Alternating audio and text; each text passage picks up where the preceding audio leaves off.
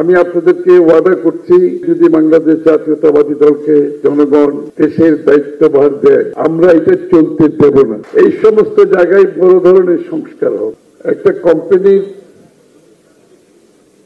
একটি সৎ পরিচালক পরিষদ থাকা কত যে গুরুত্বপূর্ণ, এই কোম্পানির জন্য এটা বলার অপেক্ষা রাখছে না।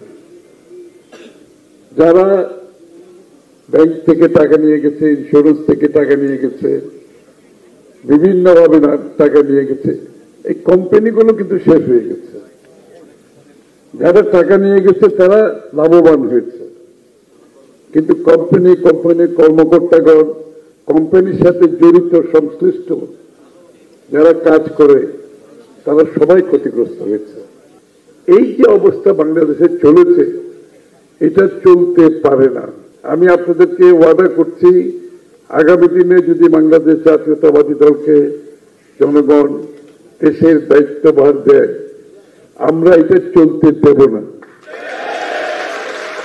এবং এইখানে এই সমস্ত জায়গায় বড় ধরনের সংস্কার হবে।